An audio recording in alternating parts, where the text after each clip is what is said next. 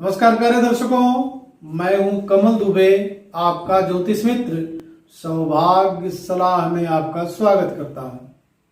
प्यारे मित्रों, आज मैं आपको बताऊंगा तुला लग्न के जातकों के जीवन में कितना धन दौलत है, कितना पैतृक संपत्ति कमाएंगे, कितना गाड़ी, कितना बैंक बैलेंस बनाएंगे, कितना भूमि बनाएंगे और उनके जीवन में धन का कितना सुख होगा।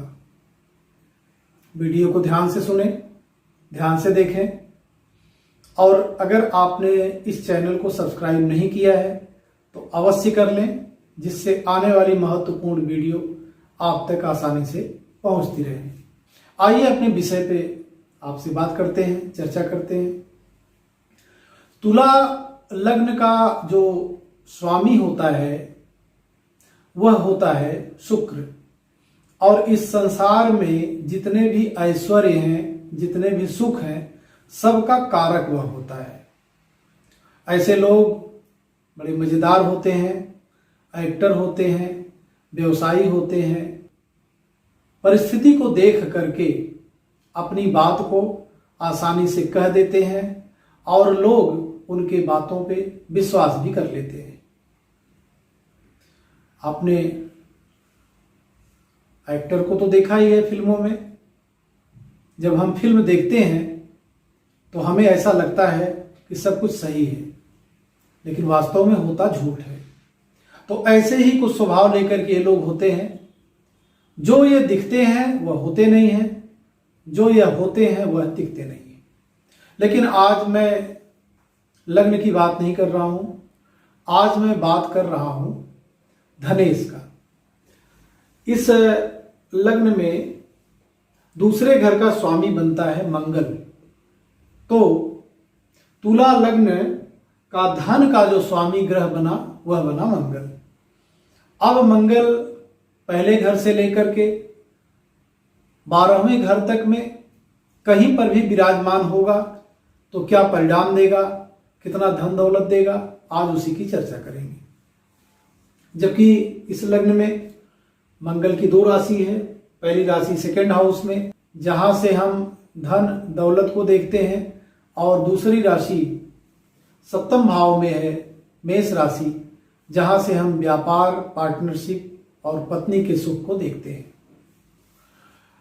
वास्तव में तुला लग्न का मालिक शुक्र होता है, और शुक्र और मंगल आपस में शत्रु होते हैं।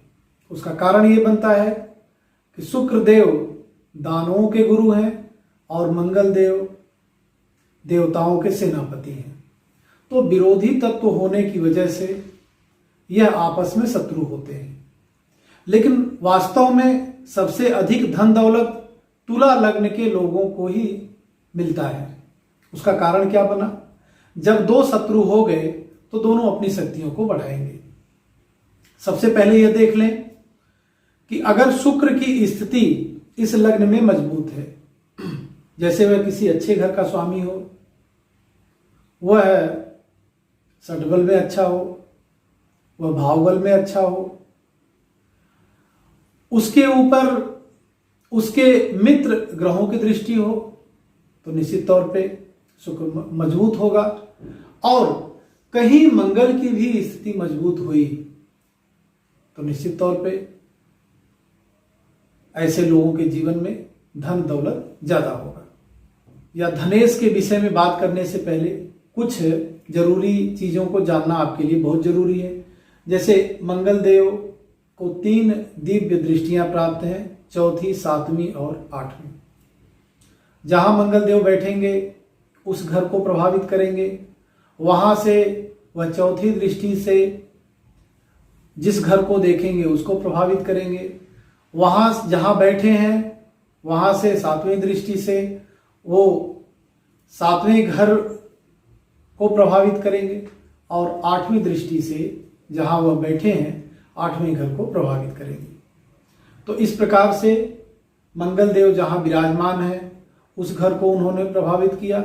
इसके अलावा 4 घरों को और प्रभावित किया।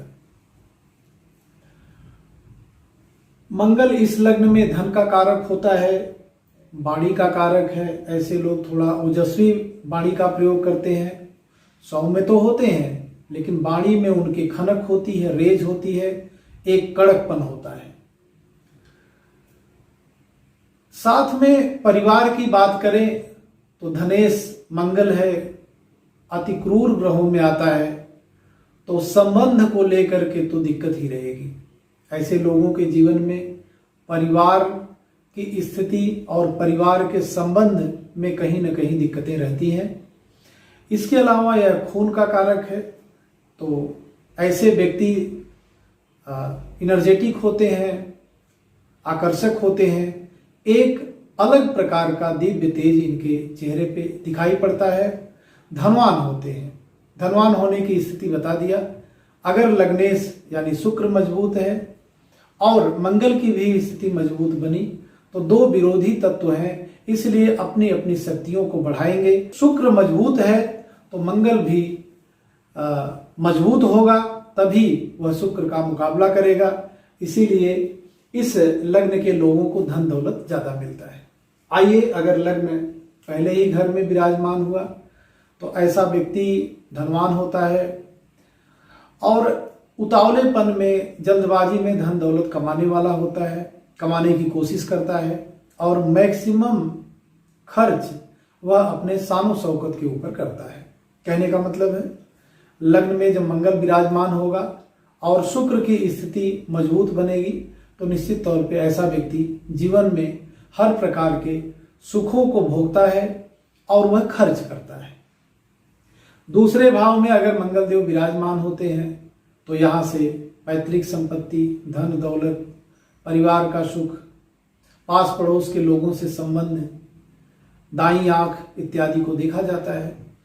तो रिश्तों के लिए तो मैं पहले ही बता चुका हूं, लेकिन हाँ, धन दौलत ऐसे लोगों के पास खूब होता है। ऐसे लोग अकूत पैतृक संपत्ति के मालिक होते हैं और अपने जीवन में भी खूब धन दौलत कमाते हैं। अगर मंगल की स्थिति तीसरे घर में बनती है तो व्यक्ति पराक्रम से, परिश्रम से अपने जीवन में खूब धन दौलत कमाता है और साथ में इस धन दौलत को और बढ़ा सकता है अगर उसका संबंध छोटे भाई बहनों से अच्छा हो। पराक्रम करे, साथ में अपने छोटे भाई बहनों से संबंध को अच्छा बना के रखे तो निश्चित तौर पे यह तीसरे घर में बैठा हुआ मंगल अधिक से अधिक अपने पराक्रम के माध्यम से धन दौलत कमाता है। साथ में मंगल अगर चौथे घर में विराजमान होता है तो मंगल देव यहाँ उच्च के हो जाते हैं। मकर राशि में मंगल देव उच्च के होते हैं और उनकी ठीक 7वीं दृष्टि व्यापार भाव पे जाती है, तो ऐसा व्यक्ति बहुत नामचीन होता है, बहुत प्रसिद्ध होता है और दूर दूर तक ऐसे व्यक्तियों की चर्चा रहती है, क्योंकि एक रोचक नामक राजयोग का भी मंगल यहाँ निर्माण कर रहा है। संसार की सारी सुख सुविधाएं उसके पास होती हैं, बड़ी गाड़ी, बड़ा बंगला, बैंक बैलेंस, जमीन का सुख, परिवार का सुख इत्यादि सब कुछ रहता है। बस शनि देव के साथ उनकी स्थिति अच्छी हो तो यह चीजें और तेजी से बढ़ेंगी। हाँ, अगर शनि देव के साथ तात्कालिक मित्रता नहीं रहती है तो यह स्थिति में थोड़ी सी कमी हो सकती है, लेकिन फिर भी अगर हर प्रकार से देखा जाए तो यहाँ पर मंगल हर प्रकार के सुख सुविधाओं को दे रहा है और व्यक्ति धनवान होता है। अगर मंगल देव 5वें घर में आकर के विराजमान होते हैं तो वैसे तो यहां से हम लोग शिक्षा को देखते हैं, पुत्र को देखते हैं, तो यहाँ पे क्रूर ग्रह आकर के विराजमान होगा और शनि के घर में विराजमान होगा, तो इन सब से संबंधित तो प्रॉब्लम होगी, समस्या होगी। लेकिन 7वीं दृष्टि से जब वह 11वें भाव को देखेगा तो जीवन में धन दौलत की वह कोई कमी नहीं उसके जीवन में होगा, लेकिन रिश्तों को लेकर के थोड़ी सी दिक्कत होगी। अगर मंगल देव यहाँ छठे घर में आकर के विराजमान होते हैं तो ऐसे व्यक्ति को कर्ज नहीं लेना चाहिए। कर्ज तो बेशक ले ले, लेकिन कर्ज देना नहीं चाहिए, क्योंकि यह मंगल देव आप जिस भी घर में जाएंगे उस घर की मजबूती को वह बढ़ाएंगे। यहां से रोग ऋण शत्रु को देखा जाता है, तो ऐसा व्यक्ति रोगी भी हो सकता है, लेकिन रोग तो फिर भी कम होगा, क्योंकि यह क्रूर ग्रहों में आता है, रोग का तो शमन कर देगा, लेकिन साथ में शत्रुओं को बढ़ाएगा। धन दौलत अगर किसी को देगा तो वह कर्ज में भी पड़ सकता है। लेकिन यही मंगल अगर सातवें घर में आकर के विराजमान हो जाए तो यह पत्नी का घर है और पार्टनरशिप का घर है, व्यवसाय का घर है। साथ में मंगल अपने ही राशि मेष राशि में आकर के विराजमान हो रहा है, तो ऐसा व्यक्ति बड़ा धनवान होता है। बहुत अगर जिस भी क्षेत्र में है उस क्षेत्र से धन दौलत कमाने वाला होता है, साथ में एक राजा के समान होता है, क्योंकि मंगल देव यहाँ पर फिर एक रोचक नामक राजयोग का निर्माण कर रहे हैं। विशेषतः देखा गया है कि ऐसे लोग जब शादी कर लेते हैं उसके बाद से उनकी स्थिति काफी मजबूत बनती है, काफी वह धन दौलत कमाते हैं। बस शर्त यह होनी चाहिए कि पत्नी से उनका संबंध थोड़ा अच्छा होना चाहिए। अगर पत्नी से संबंध खराब रहेगा तो धन दौलत तो बेशक रहेगा, लेकिन वह धन दौलत खर्च भी उसी प्रकार से होगा। कहने का मतलब है सही जगह पे वह खर्च नहीं होगा। अगर मंगल देव आकर के आठवें घर में विराजमान होते हैं तो व्यक्ति किसी भी प्रकार से धन दौलत कमाने वाला होगा। उसको धन चाहिए, चाहे वह अच्छे ढंग से कमाए चाहे वह बुरे ढंग से कमाए। यही मंगल देव आकर के अगर भाग्य में विराजमान होंगे नौवें घर में तो ऐसा व्यक्ति भाग्यशाली हो जाता है और पिता के पराक्रम का, अपने पराक्रम का, दोनों का सुख वह प्राप्त करता है। कहने का मतलब है यहाँ पे मंगल देव की स्थिति बहुत ही मजबूत बनेगी। ऐसा व्यक्ति धनवान होता है, भाग्यशाली होता है। भाग्य के माध्यम से, पिता के पराक्रम के माध्यम से, पिता ने जीवन में जो भी धन दौलत कमाया है सब का वह लाभ उठाता है और बहुत प्रसिद्ध होता है। हर प्रकार से उसको शुभ सुविधाएं मिलती हैं, समाज में वो सम्मान का पात्र बनता है। अगर मंगल देव 10वें घर में आकर के विराजमान होते हैं, हालांकि यह उनकी नीच राशि है, कर्क राशि में मंगल नीच का हो जाता है, लेकिन दृष्टि उच्च की पड़ रही है सीधे 4th हाउस में, तो यहाँ से परिवार को सुख को देखा जाता है, परिवार की लग्जरियस लाइफ को देखा जाता है, गाड़ी बंगला बैंक बैलेंस को भी यहाँ से देखा जाता है। तो मंगल देव बेशक यहाँ नीच के हैं, लेकिन फिर भी यहाँ पे भी मंगल देव की स्थिति बहुत अच्छी बनेगी। अगर मंगल देव 11th हाउस में सूर्य के घर में सिंह राशि में विराजमान होते हैं तो बहुत अच्छी स्थिति बनेगी। व्यक्ति जीवन में हर प्रकार के लाभ कमाएगा, हर प्रकार के जितने भी बहुमूल्य संसाधन होते हैं सब वह अर्जित करेगा और आजीवन लाभ की स्थिति बनेगा। हर प्रकार से कहीं भी वह जाएगा वहीं से वह लाभ कमाएगा। अगर मंगल देव की स्थिति 12th हाउस में बनती है तो यह स्थिति बहुत अच्छी नहीं रहेगी, क्योंकि 7वीं दृष्टि सीधे छठे घर पे जाती है, तो रोग ऋण शत्रु या रोग ऋण शत्रु को निपटाने में वह व्यक्ति अधिक से अधिक अपना धन खर्च करेगा।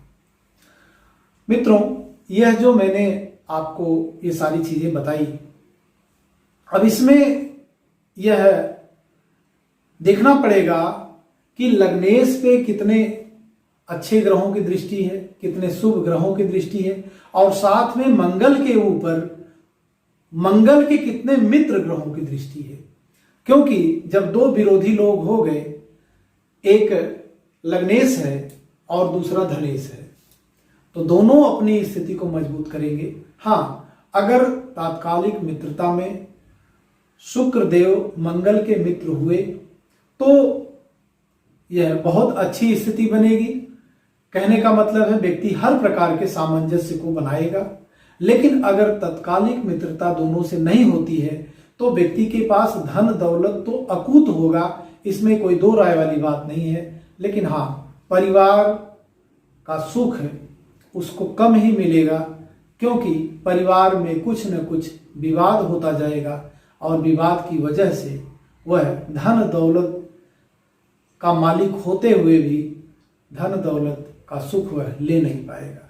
प्यारे दर्शकों, इस प्रकार से तुला लग्न की कुंडली में धनेश मंगल का 12वें भाव में फल आपको हमने समझाया, लेकिन यह विशेष करके तब आपको ज़्यादा समझ में आएगा जब आपको यह समझ में आए कि मंगल की स्थिति क्या बन रही है, उस पर कितने ग्रहों की दृष्टि पड़ रही है और वह व्यक्ति किस प्रकार से धन को अर्जित कर रहा है।